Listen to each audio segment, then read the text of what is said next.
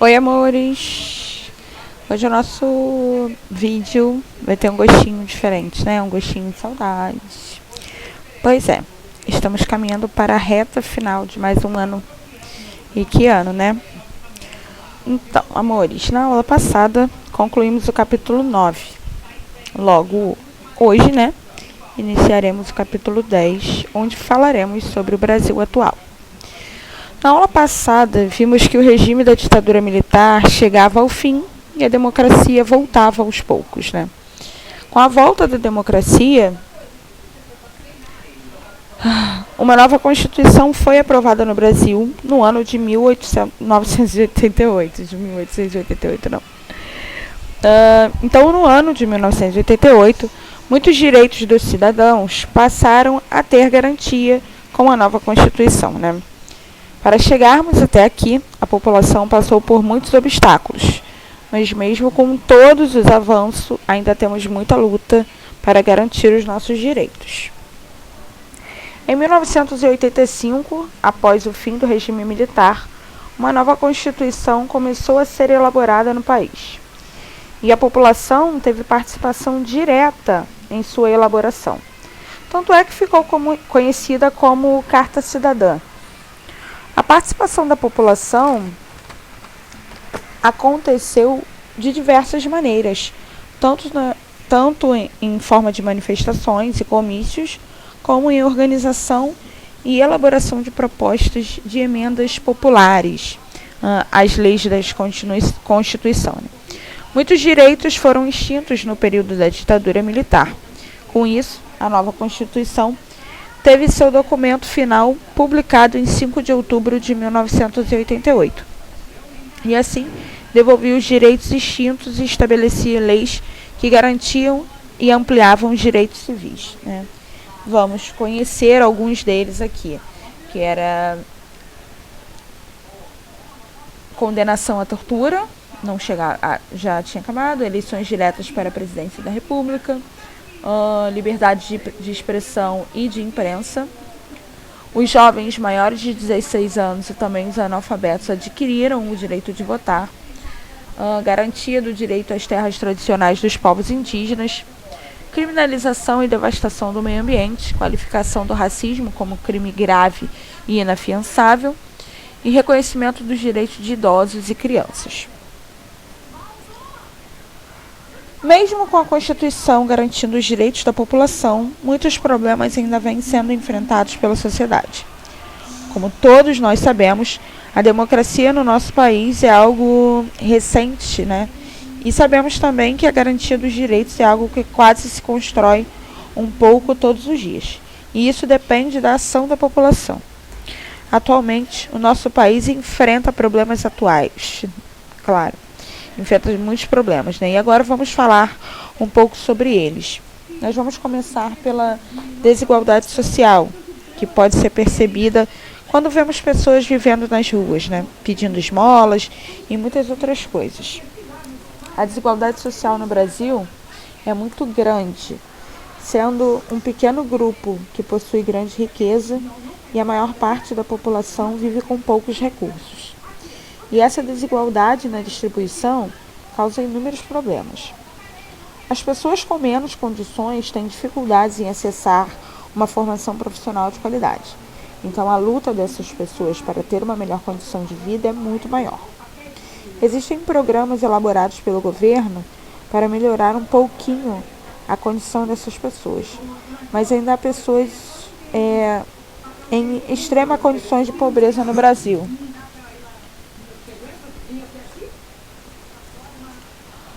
Nós, como ninguém, sabemos que o desemprego é um dos maiores problemas do Brasil, principalmente nos dias atuais, onde empresas fecharam suas portas ou diminuíram seus quadros de funcionários por conta da pandemia. Com isso, muitos trabalhos citados como informais viraram empregos mais que formais e passaram a sustentar milhares de famílias. Além do desemprego, nós temos um problema tão maior ou quanto, né, que é a corrupção.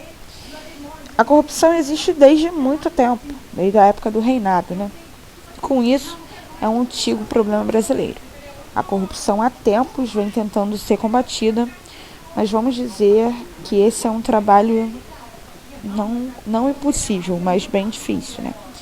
Mas instituições como o Ministério Público e a Polícia Federal têm intensificado o combate à corrupção, pois ganharam bastante autonomia para isso.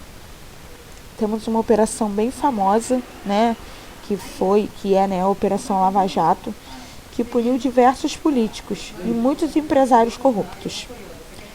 Mas o comprometimento não tem que ser somente das instituições, mas da sociedade também. É muito importante sermos honestos em tudo que fazemos e com todo mundo da sociedade.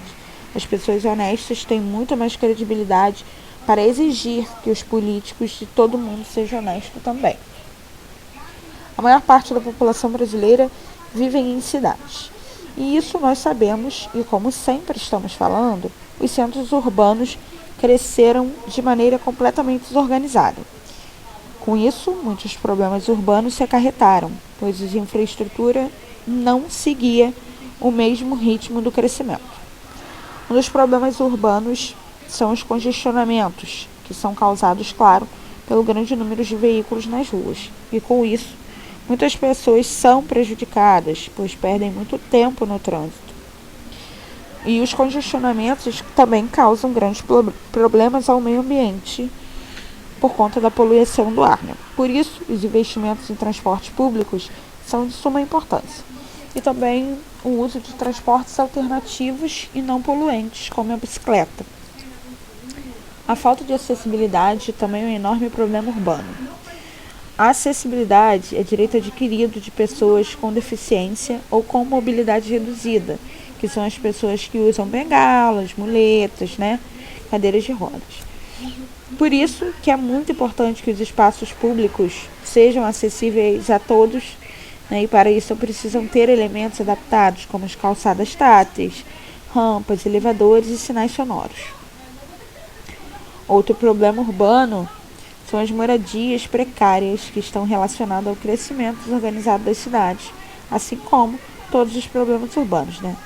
Há muitos anos que migrantes vêm formando as comunidades, antes conhecidas como favelas, né? E nas comunidades, as casas são construídas, vamos dizer assim, de qualquer maneira, né? E em muitas comunidades não há saneamento básico. Com isso, há lugares em que o esgoto passa a ser aberto, deixando então os moradores da região expostos a doenças. Muitas moradias, como eu falei, são construídas em locais impróprios, como encostas de morros ou à beira de córregos, e eles ficam expostos não só a doenças, mas também a muitos riscos, né? Como já vimos alguns acidentes que aconteceram de desabar, né, e tudo mais. Aqui nós temos atividades dessa parte do capítulo, onde no número 1 vocês terão que observar as imagens para fazer a relação com os problemas urbanos que são correspondentes, né? No número 2, vocês vão fazer uma pesquisa para saber se onde vocês moram há problemas ou alguns problemas urbanos como esses, tá? E nós vamos falar sobre esses assuntos na nossa aula online.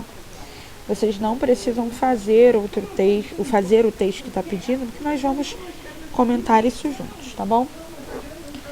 Bem, a luta pelos direitos, ela tem mobilizado muitos grupos, né? Vamos avançar aqui.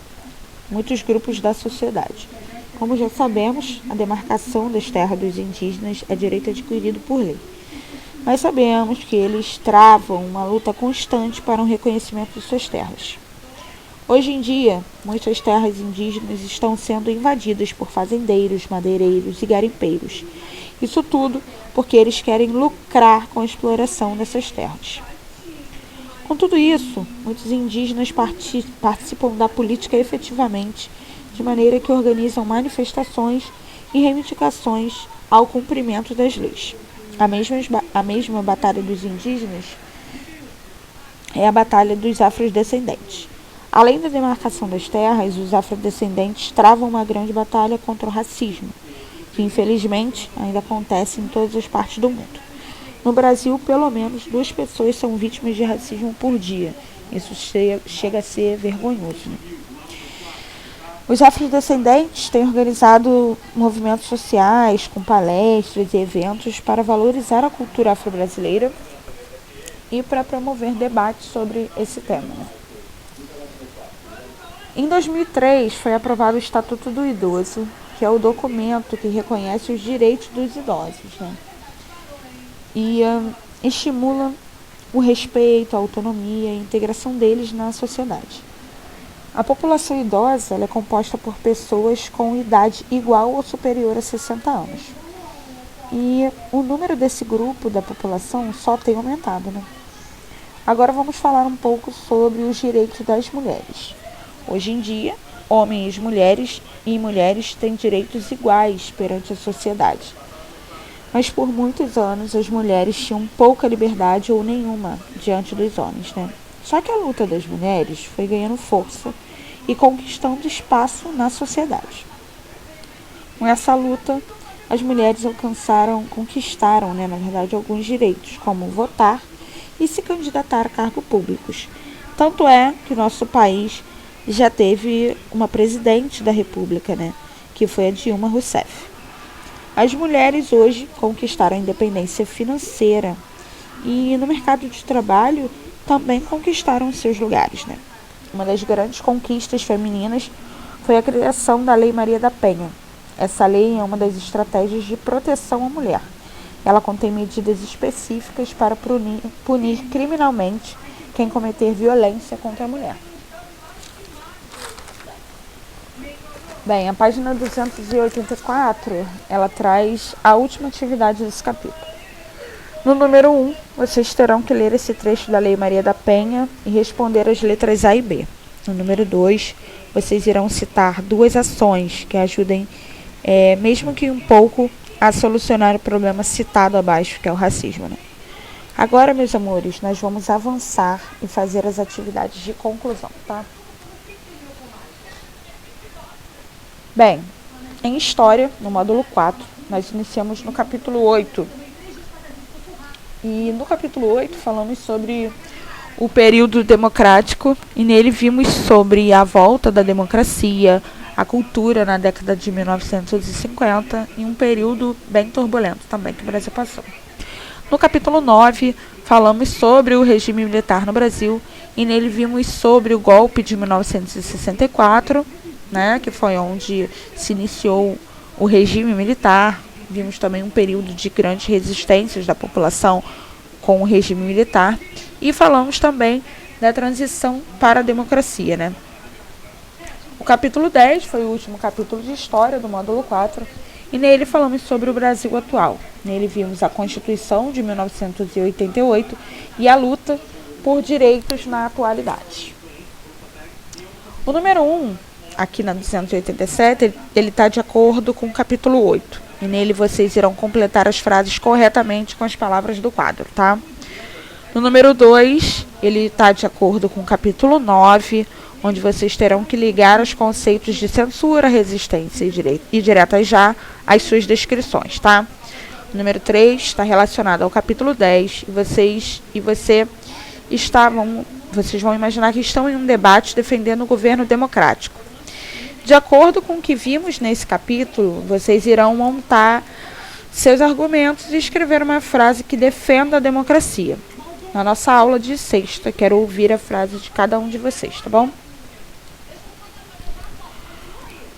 O número 4, aqui na página 288, também está relacionado ao capítulo 10. E nele, vocês terão que formar uma frase de acordo com cada imagem representada aí, tá bom? Amores, nós ficamos por aqui. Espero vocês na sexta, tá? Um beijo grande e até lá.